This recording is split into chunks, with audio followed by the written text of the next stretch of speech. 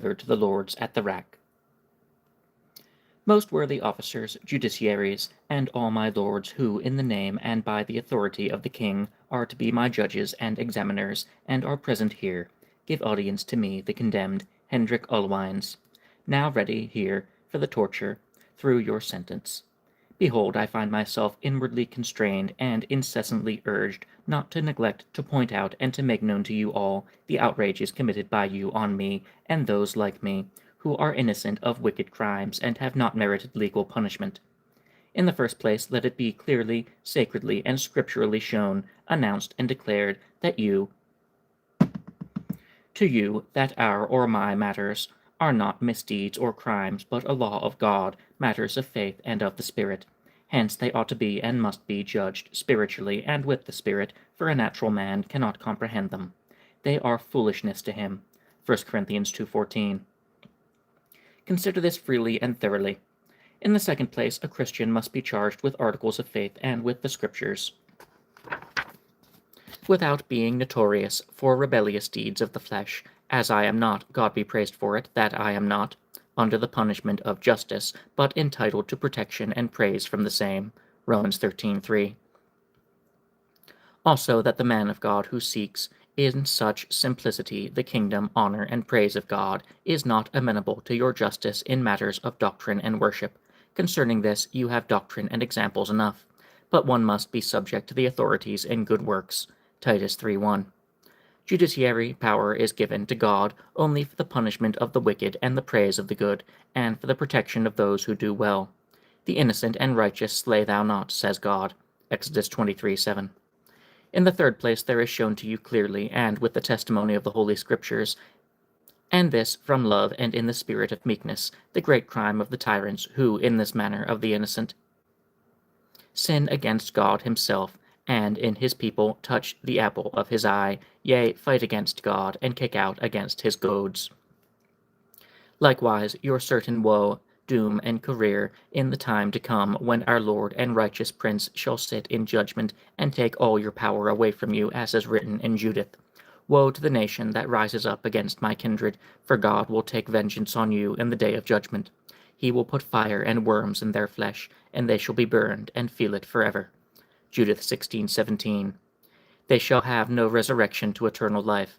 2 Maccabees 7:14. God will not spare them. 2 Esdras 15:25.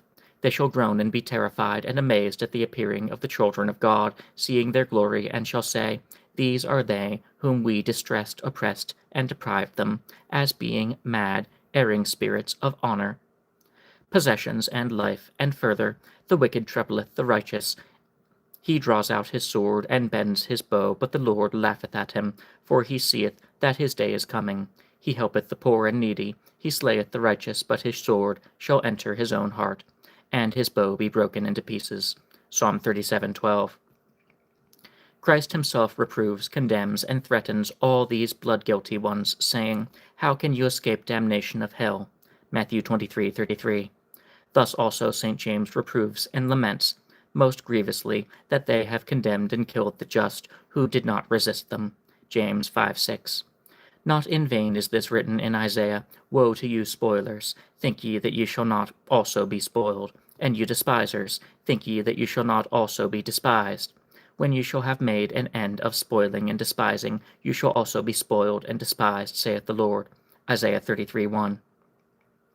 Therefore, my lords, let it engage your hearty consideration. For it is not I that have written it, like Gamaliel, Acts 5:35. Acts 5:35. Let me, weak man, who am nevertheless a witness of the word and truth of God, give you a friendly warning. This vengeance of God was understood and experienced by the cruel king and mighty tyrant, and he felt that it is an evil thing to touch the people of God, because of the help of their God, whose vengeance no one can escape, if any wrong is done to his people. 2 Maccabees 1. This order he sent in great haste to all his governors, Desist from this people.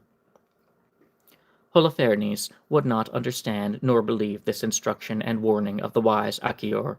Judith 5. My lords, accept in good part this, my favor to you.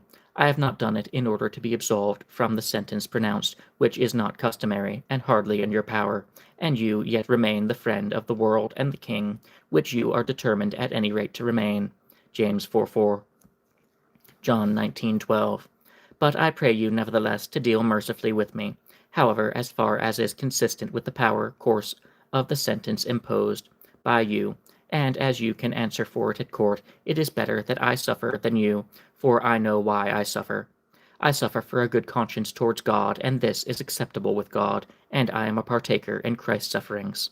1 Peter 2:19, 1 Peter 4:13. I am tortured in order to make me speak contrary to the great commandment of love. Matthew 22:38. But love doeth no evil. Love endureth all things, beareth all things, and doth not become weary. 1 Corinthians 13:7. O my lords, think whether it is not so. The wicked can appease you with lies and say no when it is yes, and yes when it is no, but we can only suffer and speak the truth. Have compassion therefore, yea, as you would that it shall be done unto you, when you, my judge, will come. When you will be greatly afraid and stand in need of help. May God forgive you all wrong against me as I forgive you, and as I would have it done to me in regard to you all my sins. And as I would have it done to me in regard to all my sins. Amen. O wise counsel of Gamaliel, where art thou headed now? In this the children of God are manifest, and the children of the devil. Whosoever doeth not righteousness is not of God. 1 John 3:10. Wide is the gate and broad is the way that leadeth to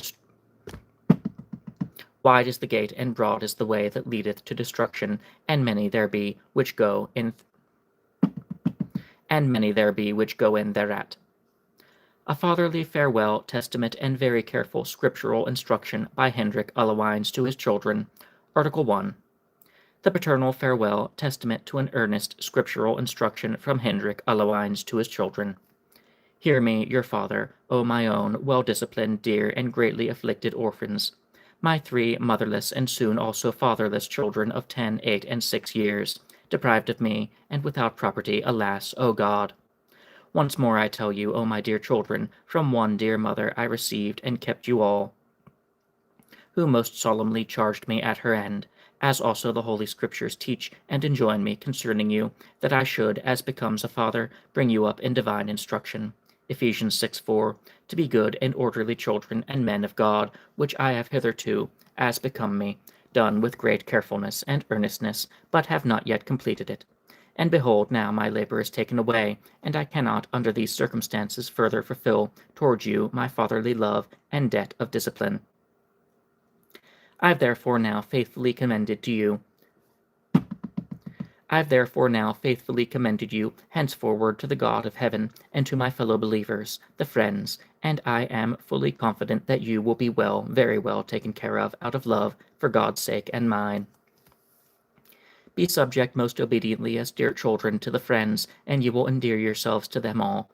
I've charged them with the guardianship over you, as though they were your parents. Hence be very obedient, fear words, and you will not need stripes. Otherwise you will have to be beaten and chastened much, as the Holy Scriptures require and teach, of which I shall write more explicitly hereafter. My dear little children, it is true, I say, you are yet too childish, the oldest as well as the youngest, to understand the Holy Bible, and also that which I shall teach here, but I hope you will delight in reading in it frequently, and have others read it to you. I also trust that your understanding will increase from day to day, and that you will yourselves discern good and evil, and will wisely learn to know who are the true believers, and who are the unbelievers, which are the children of God, and which the children of the devil and the world, who bear the name Christ justly, and who unjustly. I therefore write in this hope, and to acquit myself of the duty of fatherly instruction, which is still to be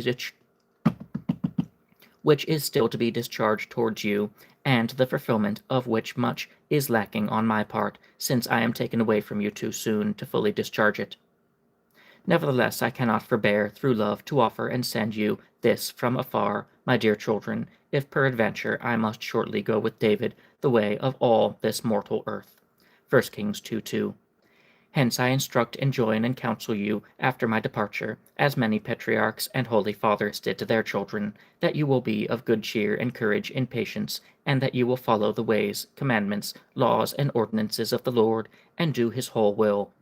Always do what is right and good, love honestly, modestly, courtesy, shamefacedness, virtue, praise. Philippians 4:8. And whatsoever is Christian like, and of good report, that do and think on it. And you will be holy and Christians. Then you shall have everlasting life in the beautiful heaven, that you may be with God and his angelic host, with all the elect of God, in eternal rest and joy of your souls, and you shall then not have to fear the second death, the fiery lake, eternal fire, the wagons of sin, disinheritance from Christ's kingdom, or exclusion by Christ. Matthew 25:10. My dear children, lay this to heart. As soon as your little understanding can comprehend it, think of returning from the old rebellious man into the new man, Matthew 18:3, of the heavenly regeneration of water and of the Spirit, John 3:35, of the grace of God and improving the right time, 2 Corinthians 6:1 and 2, of living peaceably with all men, if it be justly possible, and lying in you, for the other half of peace lies with the other party, and also of holiness, without which no man shall see the Lord, or enter into Christ's kingdom. Romans 12:18, Hebrews 12:14. This, my dear children, is my careful counsel and command to you after my decease. Article 2. The first foundation of virtue or instruction concerning the beginning of wisdom in children. The first foundation of virtue or instruction concerning the beginning of wisdom in childhood, government of children.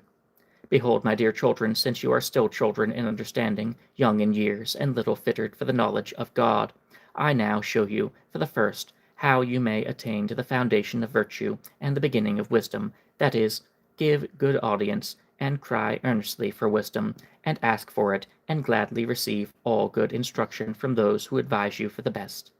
For behold, thus Sirach teaches, keep only with such as fear God, whom thou knowest to keep God's commandments, who are minded as thou art, who have compassion on thee, if thou stumble, and abide by their counsel. He says, abide by their counsel. For thou shalt find no more faithful counsel, and such an one as can often see something better than 7 watchmen that sit about in a high tower. Sirach 37:12. Again, the true beginning of wisdom is the desire of discipline. Wisdom 6:17. And again, whoso loveth instruction loveth knowledge, and he that hateth reproof is brutish. Proverbs 12:1. Again, the ears that hear the reproof of life abideth among the wise, and he that refuseth correction despiseth his own soul, but he that heareth reproof getteth understanding. 15:31 and 32. Moreover, he is in the way of life that keepeth instruction, but he that refuseth reproof erreth. 10:17. Again, a reproof erreth more unto the wise into a wise man than 100 stripes into a fool. 17:10. Behold, my dear children, open your ears and receive instruction, and you shall become wise and honorable.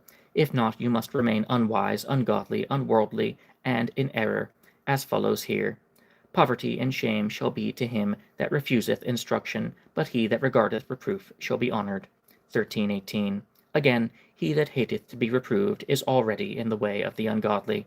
Sirach 21:6. Again, an ungodly man will not be reproved, but excuseth himself by the example of others in what he doeth.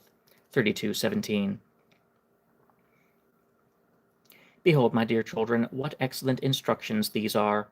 Here you hear good counsel, how you can attain true virtue, and this you can do without many stripes of the rod, if you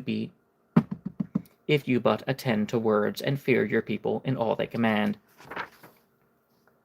Be very obedient to the people with whom you live, and beware of your innate evil nature.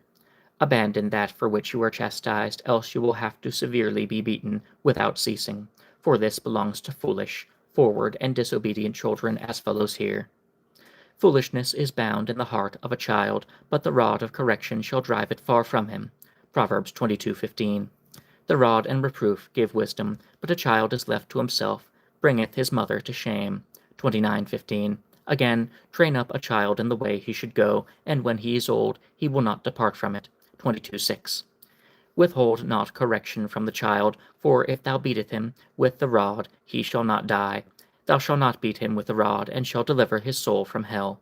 23:13 and 14. Again, hast thou children, instruct them, and bow down their neck from their youth.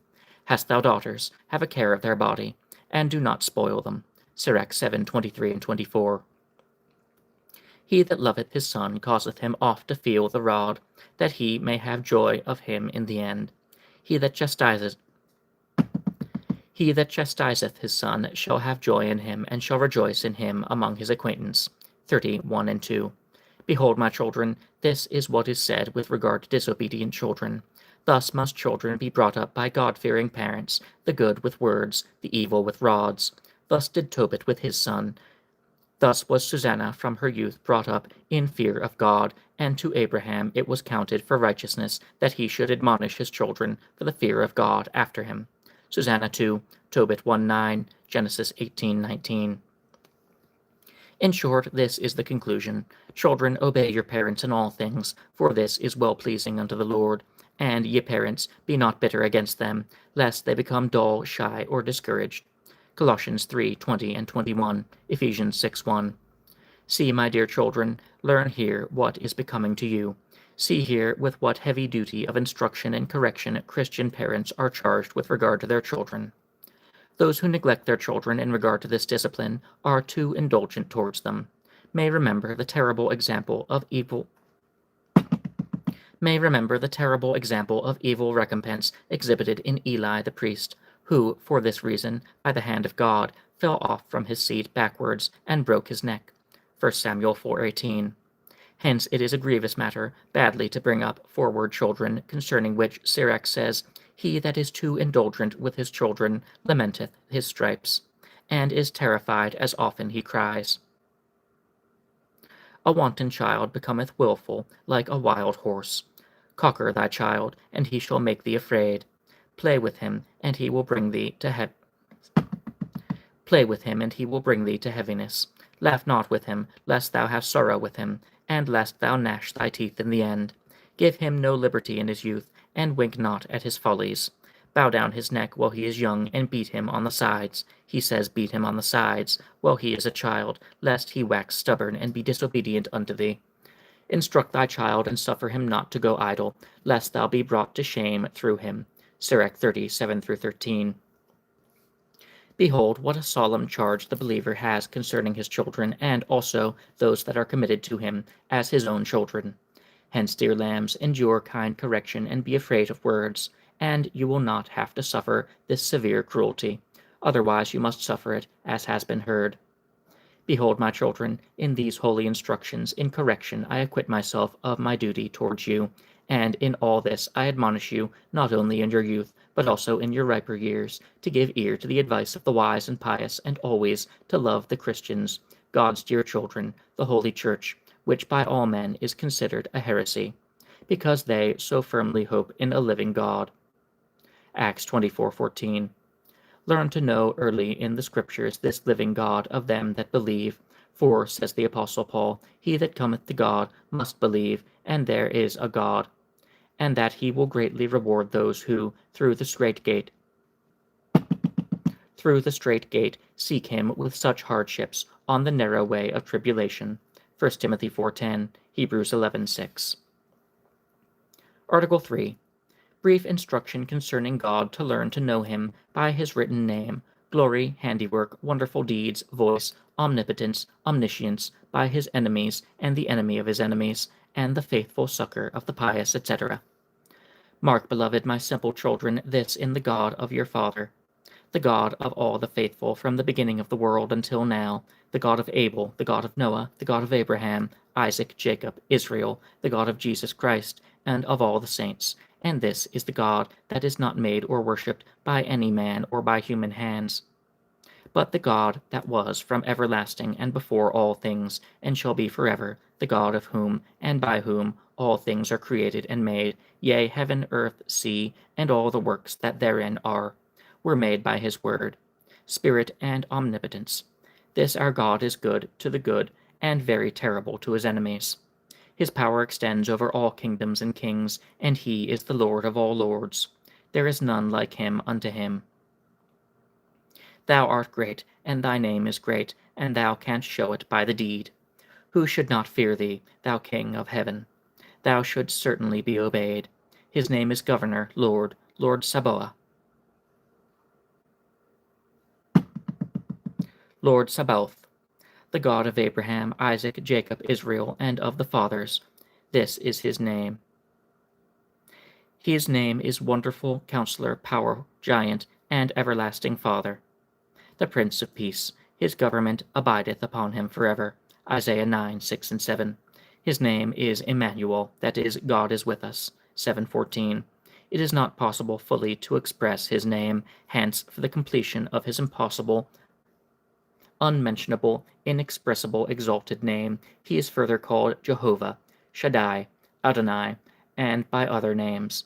Besides his general appellations, he is also called Righteous, Merciful, Gracious, God, Truth, Light, Right Hand, Holy, Consuming Fire.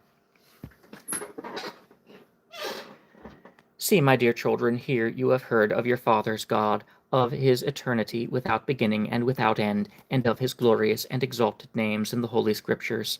There follows further now of his glorious, incomprehensible, unmeasurable greatness, glory, and the invisibleness of his divine shape, form, and image, for God is a spirit. Think how great he must be. Heaven is the throne, and the earth his footstool. Acts 7:49. He sees, hears, and is everywhere, and is in all places. For thus he says through Jeremiah, I am a God at hand, and not afar off. Can any hide himself in secret places, that I shall not see him? Do not I fill heaven and earth, saith the Lord? Jeremiah 23:23 and 24. And in another place the Scripture declares, He spanneth heaven with his 3 fingers. Isaiah 40:12. When he walks, the mountains tremble, and the foundations of the earth quake. When he manifests himself, or permits himself to be heard, he causes fear and terror to come upon all men, as we read in Exodus 3. That the thorn bush seemed to burn as a flame of fire when he called Moses to him, to make him a prince over Israel, to lead them out of Egypt. And again, when Moses, while receiving the law of God, spoke with God on Mount Sinai, the mount smoked, because the Lord descended upon it in fire, and the smoke thereof ascended as the smoke of a furnace, and the whole mount quaked greatly. And the voice of the trumpet waxed louder and louder, and the thunders and lightnings, which frightened people, and also Moses was terrified and trembled. No one was permitted to touch the mount. No one could endure his voice, save Moses, however, with fear. Exodus 19. Thus does God show himself, says Moses, that his fears should be before your eyes, and you might not sin. Well may Moses say, The Lord your God is God of gods and Lord of lords, a great God, a mighty and a terrible, which regardeth not persons, nor taketh reward. Deuteronomy 10:17. Behold, my children, this great God alone is worthy to be feared, who can kill soul and body. Sirach says, The whole heaven everywhere, the sea and the earth tremble, mountain and valley quake, when he visiteth them, and shall he not see thy heart? Sirach 16:18. Again, God is witness of all thoughts, and knoweth the conscience of every heart, and heareth every word. For the circuit of the world is full of the Spirit of the Lord. He says that the circuit of the world is full of the Spirit of the Lord. And he that knoweth the voice is everywhere. Therefore he that speaketh unrighteous things cannot be hid. Wisdom 1:6. Yea, my dear children, he knows who serves him in appearance and in the sight of the eyes, and who with a sincere heart. For the wisdom of God is great, and he is mighty, says Sirach, and beholdeth all things. And his eyes are upon them that fear him, and he knoweth well what is done in righteousness, and what is hypocrisy. Sirach 14:18. I say he is worthy that men should fear him, keep his commandments, love him, be very small and humble before him, and this is what he requires of his people. Read Micah 6. The law of Moses and the gospel of Christ. For he would have obedience, and not the pomp and deceitful semblance of sacrifices, as is exemplified in Saul. 1 Samuel 15:22. Will ye not fear me, saith the Lord, who have placed the sand for the bound of the sea, and that it cannot pass. Jeremiah 5:22. Dear children, how good it is, the fear of the Lord, for it is the beginning of wisdom. It is the root of wisdom, and its branches flourish forever. Wisdom 1:20. This fear of the Lord driveth out sin, for he that is without fear cannot be justified. Wisdom 1:21. For by the fear of the Lord men depart from evil. Proverbs 16:6. The fear of the Lord is a fountain of life to depart from the snares of death. 14:27. For those that fear the Lord, my children, walk in the right way, but he that feareth him not, or despiseth him, departeth from his way. 14:2. Hereby and by the vain boasting or thinking of having the fear of God, you may perceive the fear of God, and know those who fear him, and them that fear him not. Read who are the truly God-fearing. Psalm 1:2, Psalm 119, 120, Sirach 2:17, Sirach 15:1, Sirach 16:2. Therefore, the fear of God is the sum and conclusion of all books. Read Ecclesiastes 12:13. And as you have now heard of the great glory of God, which is well worthy that men should fear him on account of it, so I will now briefly show that he is also a most awful, terrible, and inexorably stern avenger and enemy towards his enemies, and on the other hand a faithful succor of his afflicted friends, and is written in Exodus, I, the Lord thy God, am a jealous God, visiting the iniquity of the fathers upon the children unto the third and fourth generation of them that hate me, and again showing mercy unto thousands of them that love me, and keep my commandments. Exodus 20:5-6. Notice also the wonderful deeds of God in Egypt on Pharaoh, who afflicted the children of Israel, how God afflicted the Egyptians in return, visiting their land with manifold plagues.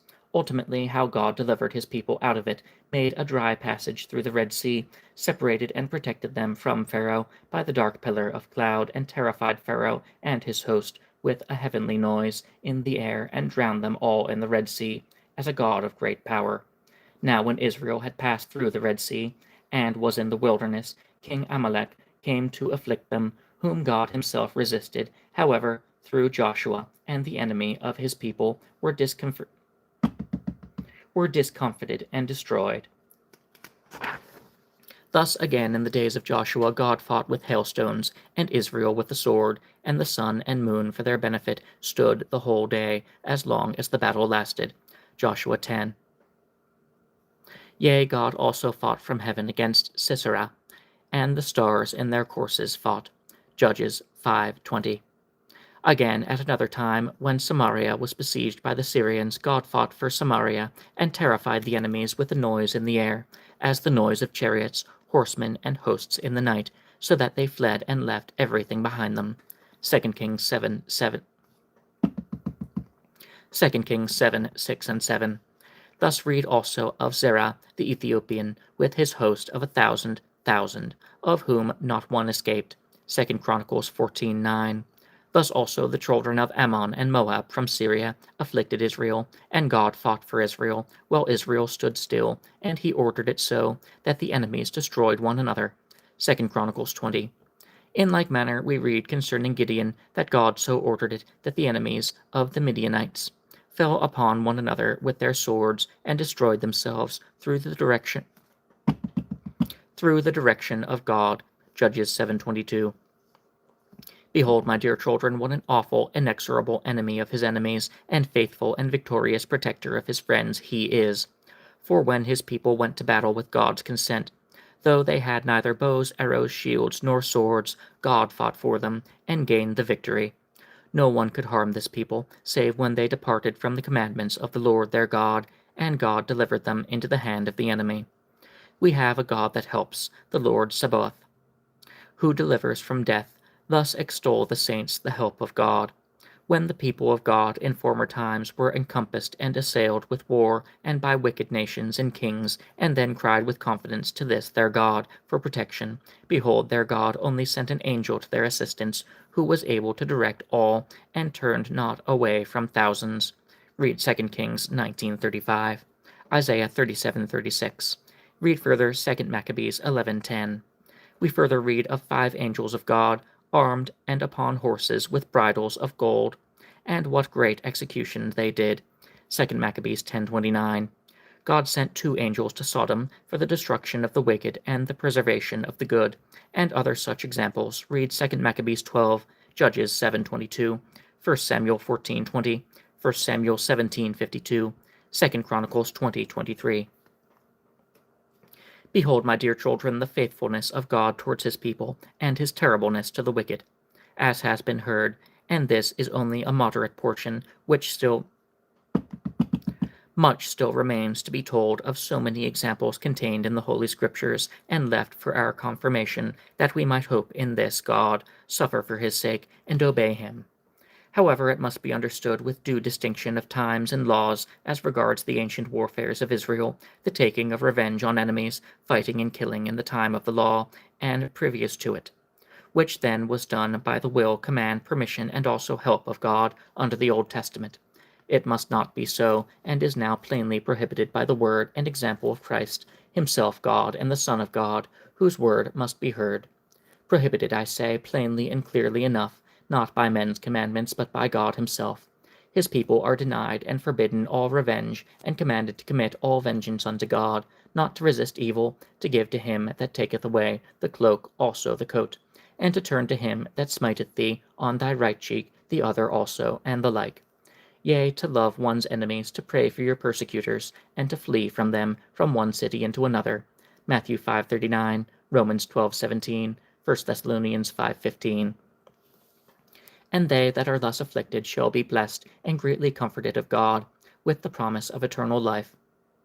In short, not to fight at all, and yet to fight, but this no longer with iron and steel, stone, wood, or any carnal weapons, but with the spiritual weapons, mighty before God. 2 Corinthians 10:4. Read, my children, what weapons and warfare Christians now wield, as is plainly and very clearly set forth Ephesians 6. Christians have no other warfare at the present time. For, understand, the prophecy is fulfilled, which said, with reference to this time, that such people have beaten their swords into plowshares, and their spears into sickles, rest from their works, and truly observe the spiritual Sabbath. Isaiah 2:4, Micah 4:3, Exodus 20:10 and 11. Hence Christians may now not wage war any more. However, I refer you to another ancient warfare and God's succor, as these are a demonstration and proof to you of the greatness and the terrible deeds of God, in order that you may learn to know, fear, and obey him, in whose presence the earth shakes, and the mountains tremble. For the disobedient towards his word, will, and commandment shall find no hiding place from his face, when he shall appear with his angels in flames of fire, to execute vengeance on all the disobedient. 2 Ezra 16:19. Therefore, my children, learn to know and shun sin, for because of sin souls are damned forever. Good morning, everybody. Somebody really wants to free Diddy. How are we doing today? Today we're drinking apple cider.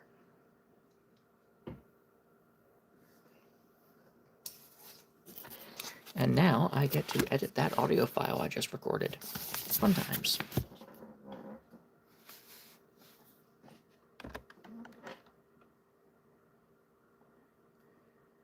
I often think about that one prison that contains Diddy, Maduro, Sam Bankman-Fried, Ghislaine Maxwell, and assorted others. I think about that one unconfirmed report that Diddy and Maduro like to do arts and crafts together, and that Diddy requested Maduro to be his cellmate. That's just hilarious.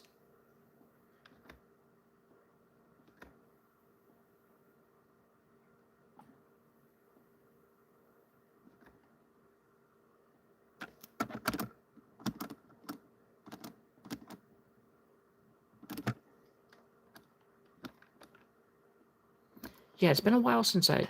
Gay? Yeah, sure, if you say so. It's been a while since I streamed. A little more than a week. Yeah, I know, I've been lazy with it. I know I have people that go back and watch my streams after the fact, too. So, how about... Yeah, how about we see what's on the front page of Al Jazeera? That's always fun. Or we could look at archaeology. Let me just skim archaeology. Portugal repatriates artifacts to Mexico. Early Bronze Age burial discovered in northwestern France. Construction work in northern England yields historic cannon. That's cool. Archaeologists use AI to decipher how Romans played a board game. Remains of England's earliest known northerner belong to Mesolithic girl. DNA study reveals survival and persistence of Low Countries hunter-gatherers. Paleolithic teenager likely died in bear attack. Cosmetic tooth blackening dates back to 2,000 years in Vietnam. Nice.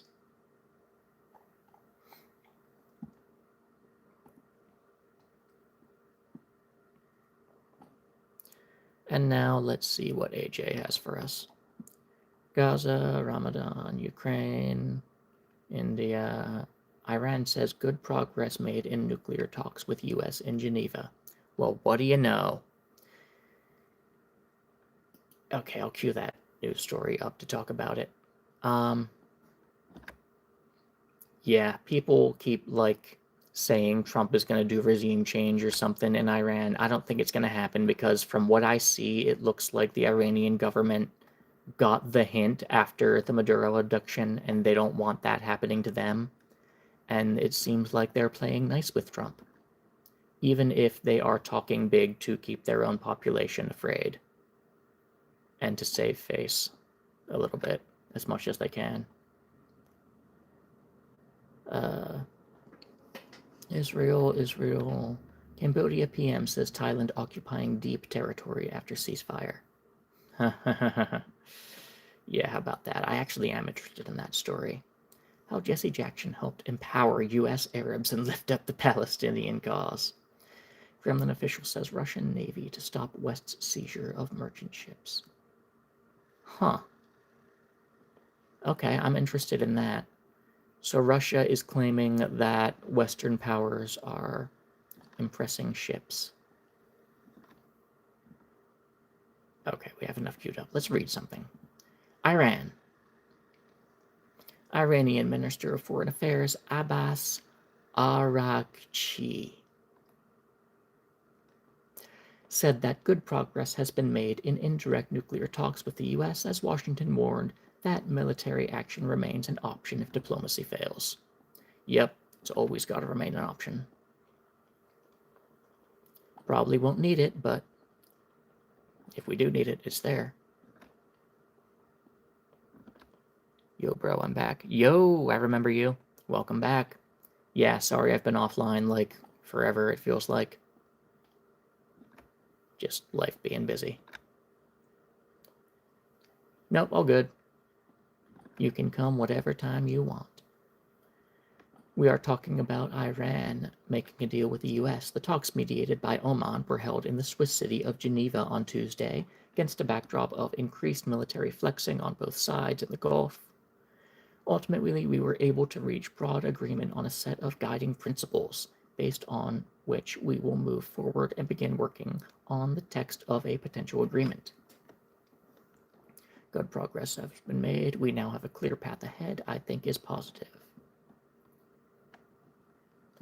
Okay, so that's mostly good to hear, unless people really, really, really want the current government of Iran to collapse, but it seems like their current government is working with the US, although I will note that does not solve their domestic problems in the immediate sense.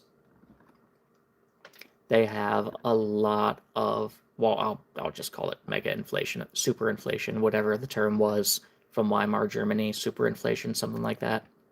Hyperinflation, that's what it was. These people are inappropriate in the chat. Yeah, true, but it's YouTube, so. Don't feed the trolls is how I operate towards that.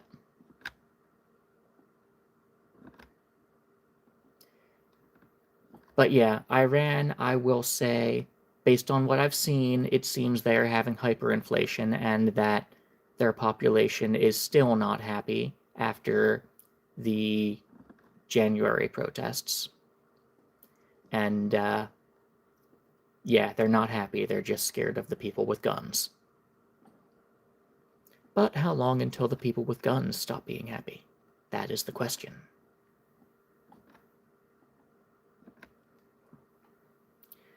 I'm sorry some guy said it and he got to my mind. Well then, don't say it. It could upset him.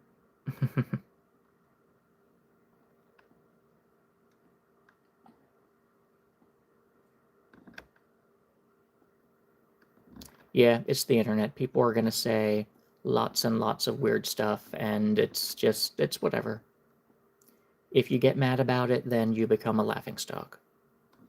So, gotta just let it brush over you.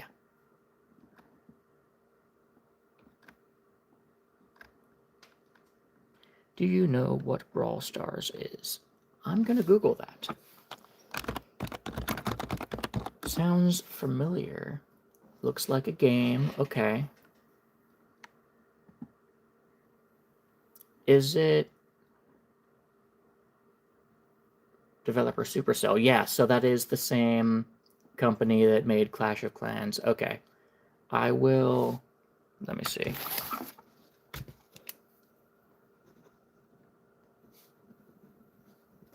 I will at least check out Brawl Stars. I made a note for myself.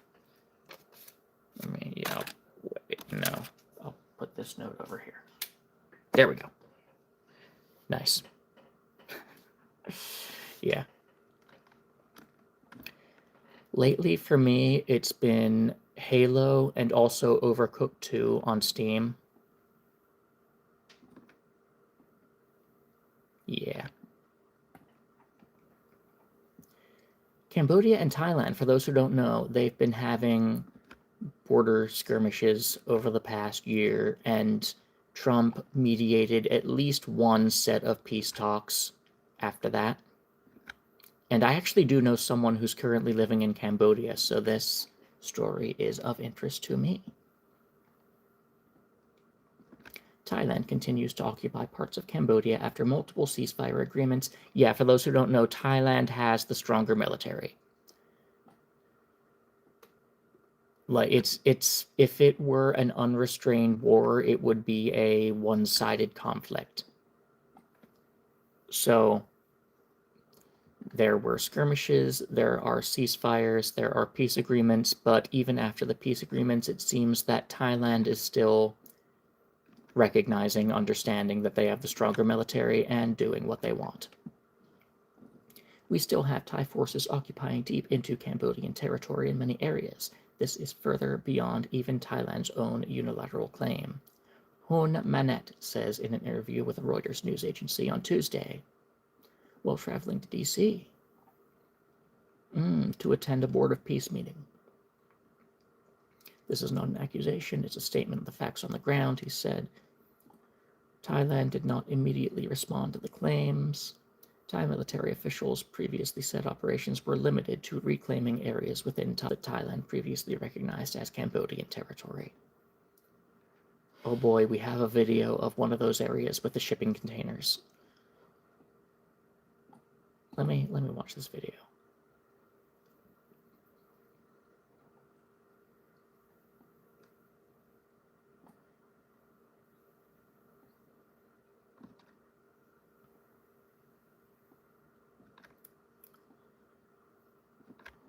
I'm looking at like an Al Jazeera dude with like the press thing on like a helmet.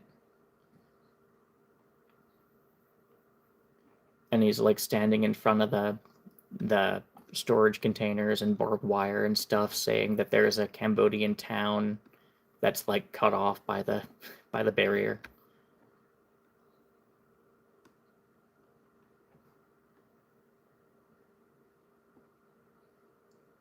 Yeah, that's rough. That's rough. And there's like a lady talking about how she's unable to visit her mother's ashes. Okay.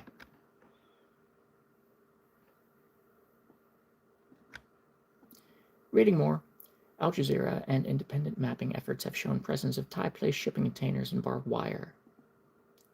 Heh. Wow. Have a good night. Thailand also airstriked several Cambodian temples. Yeah, I believe it. Hun Manet called upon Thailand to begin border demarcation through the country's Joint Boundary Commission. Now the election is done, we hope that Thailand can start, at least on a technical level, demarcating the hot zone so that we can go back to life. Oh, so did Thailand recently have an election? Let me see. Let me Google.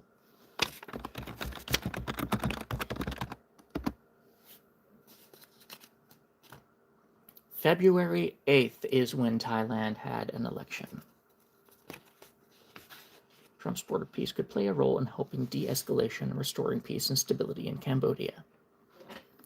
Yeah, that's the other thing. I do have faith that Trump is gonna be the big daddy and tell the two siblings to stop fighting.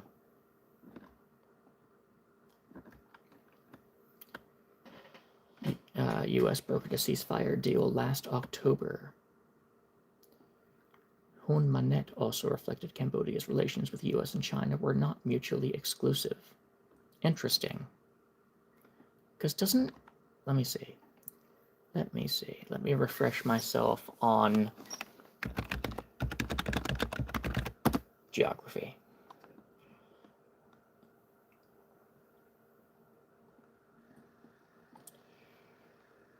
Thailand, Cambodia does not border China. It borders Vietnam, Laos, and Thailand. So it's like to the southeast of Thailand. It's like one of those places sandwiched between Vietnam and Thailand. Okay. We're learning. Despite negative international attention on Cambodia's human rights record, the country has maintained strong ties with the U.S. Yeah, Khmer Rouge, they've come a long way since Khmer Rouge. There is still a little bit of work left to do with that. Democracy is not just defined by political party expression, but health, education, freedom, press, and others. Cambodia consistently ranks at the bottom of press freedom rankings, placed 161st among 180 countries by Reporters Without Borders. Effectively a one-party state. Context of like knowing someone who lives there and hearing from them. And it's just weird to think of it as like a one-party state because like they're there, life is normal there. I like hear about things they do and people they talk to. I don't know. Prime Minister also defended his response to Cambodia's widespread pig butchering, cyber scamming centers, which have garnered increasing international scrutiny. Yeah, that's the other thing. That it's not just Cambodia, it's that whole part of the world. Yeah. And that's the end of the article. Cyber scamming centers.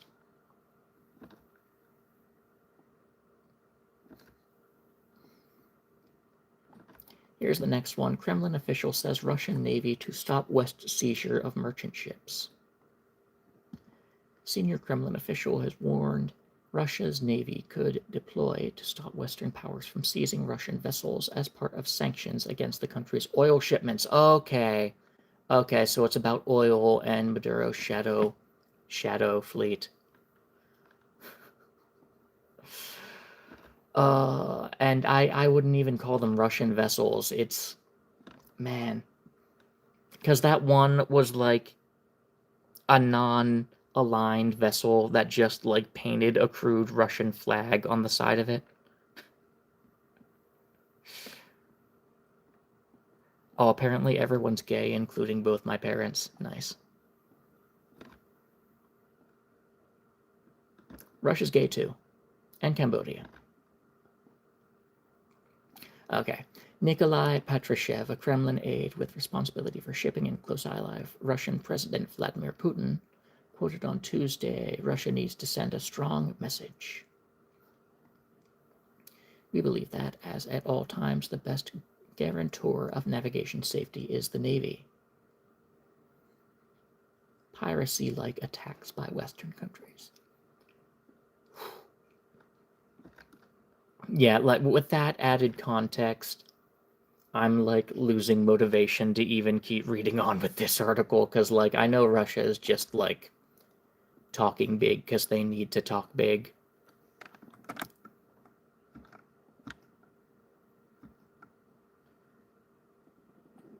On those oil ships. Yeah. So now we're faced with a choice. Do we load up more Al Jazeera articles or do we go on to archaeology? Fear of slow, certain death. Stalk Tigray. Ramadan, Israel. Ramadan, Russia, Ukraine. Wartime, Ukraine. Oh, apparently Ukraine, according to the headline at least, Ukraine is losing popularity. Or Zelensky. Man. Okay. Drinking some apple.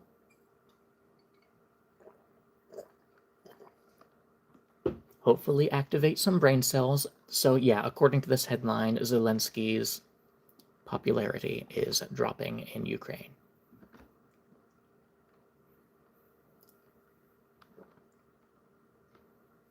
Glacier rafting, how an indigenous art is countering water scarcity.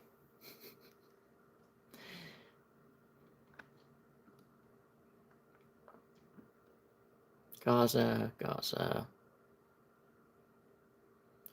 Indonesia's Gaza gamble. Palestine. Oh, man. Like, it must be a slow news day because Al Jazeera is talking about Gaza even more than usual. So let's read about construction work in northern England yields historic cannon. This is in Hull, England.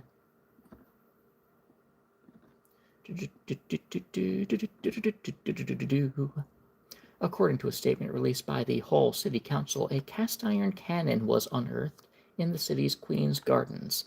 A team of local contractors have been excavating the space, stormwater tank in the park. I want to know how old this cannon is. 8 foot long. After initial examination, researchers from Humberfield Archaeology, the cannon dates back to the 17th or 18th century. Nozzle had been capped, indicating it had been decommissioned. Location of the discovery suggests that the cannon had been reused as a mooring post before the historic dock area where it was found was filled. This is a fascinating discovery that offers a glimpse into Hull's maritime and military past, said archaeologist Peter Connolly.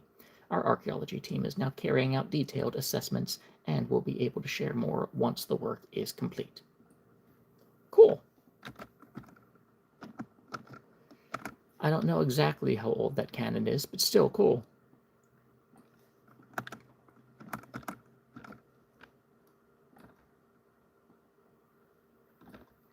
I like archaeology. I like history, as you might be able to tell. Oh, this one I wanted to read. Archaeologists use AI to decipher how Romans played a board game. Heerlen, Netherlands. For the first time, archaeologists used AI technology to help them decipher the rules of an ancient board game, according to a statement released by Antiquity. Small mysterious stone artifact was originally discovered at the Roman site of Coriovallum, modern-day Heerlen. Huh. Late 19th, early 20th century. Okay. A lot of archaeology happened at that time. Had sat mostly unnoticed in the collection of Roman Museum for decades until it recently caught the attention of Leiden University archaeologist Walter Christ, who specialized in ancient games. We identified the object as a game because of the geometric pattern on its upper face, evidence it was deliberately shaped. It was nearly impossible to determine how the game might have originally been played. Christ and other researchers turned to AI technology to ascertain the uneven wear patterns on the stone's surface might have been related to gameplay. The team programmed 2 AI agents to play against each other tens of thousands of times, using the stone as a game board, more than 100 different rule sets from known ancient games as a guide, hoping the computer could crack the code of how the pieces moved. They determined that the wear patterns on the board were consistent with types of blocking games in which the goal is to block an opponent from advancing, such as tic-tac-toe.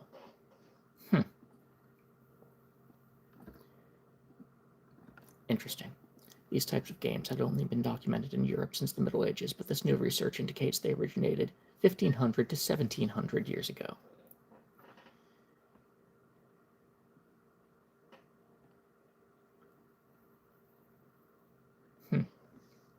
Yeah, so I'm looking at that stone. It's like an oval shape with like a square drawn on it and like a diamond shape inside that.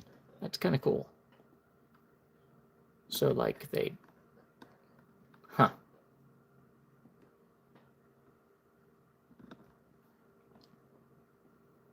Yeah, that's neat.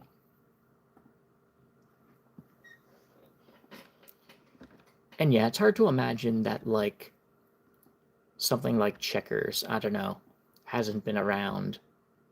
Something, not checkers itself, but something similar to that. Hard to imagine that hasn't been around for millennia. Like, it's hard to imagine people in the Neolithic weren't playing some variant of that. Like, just because we don't have direct evidence they were doing it doesn't mean they probably weren't doing it.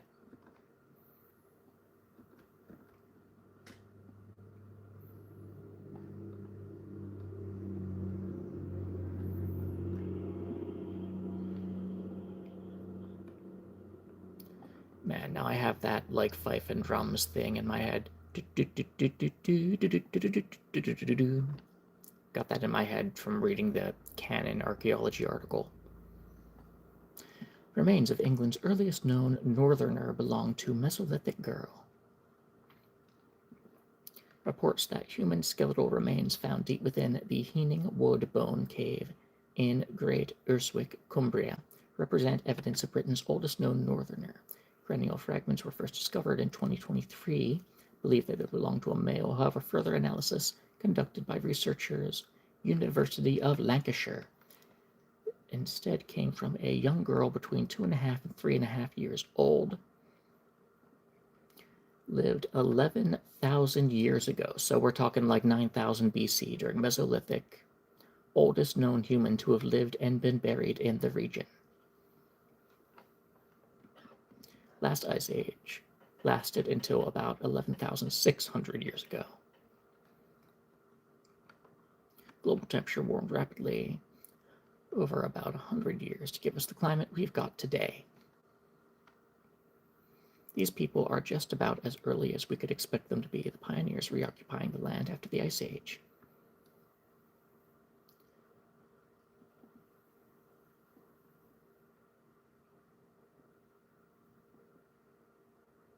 Huh.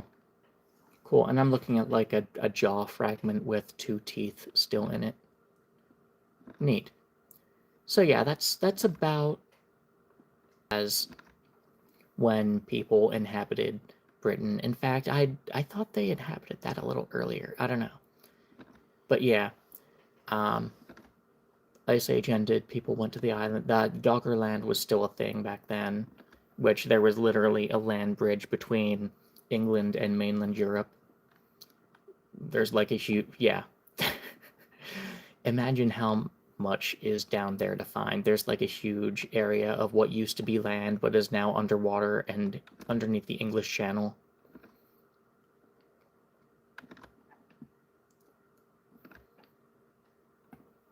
But that's cool that they dated that skeleton.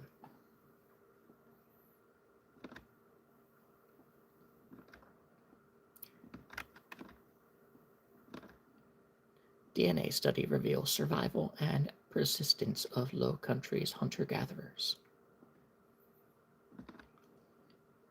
Leiden, Netherlands. Groundbreaking DNA study provided new information about a pivotal transitional period in prehistoric Europe. Research underscored the remarkable genetic stability in Low Countries and shed new light on mysterious origins of the so-called Bellbeaker culture. Analyzed the genomes of 112 individuals who lived in the Rhine-Moose region of the Low Countries, today's Netherlands, Belgium, and northwestern Germany, between 8500 and 1700 BC. Data revealed when Europe's first farmers arrived from Anatolia around 4,500 years ago. No country's hunter-gatherers remained largely unaffected. Cool. Cool. So, like, yeah, the immigrants came in from Anatolia, and it seemed that, at least genetically, they didn't interbreed much. Interesting. So what happened to them? Even though there was a major shift in the genetic composition of other similar populations through Western Europe, experts believe it took longer for large-scale farming to take hold here because the region was abundant with natural food resources, such as fish, wildlife, fruits, and seeds. One striking revelation from the study was that when hunter-gatherers and farming communities did intermingle, predominantly through immigrant women who moved into indigenous communities and may have helped introduce agricultural knowledge. Hunter-gatherer ancestry surprisingly persisted in the Rhine-Moose region until around 2500 BC, when other newcomers arrived from the Russian steppe and finally mixed with native populations. New genetically diverse group known as the Bellbeaker culture spread into Britain, where they rapidly and almost completely replaced Neolithic peoples who lived there. Okay. Yeah, I'm like fitting that into what I know.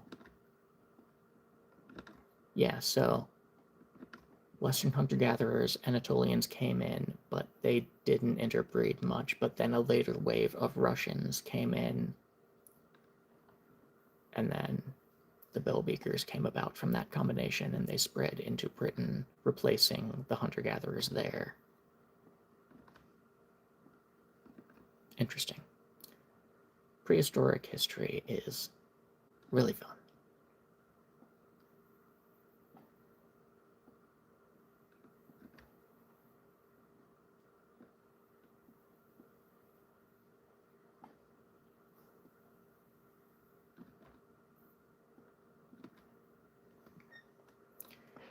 I think I might go offline a bit early today. It's been fun. I will see you guys later.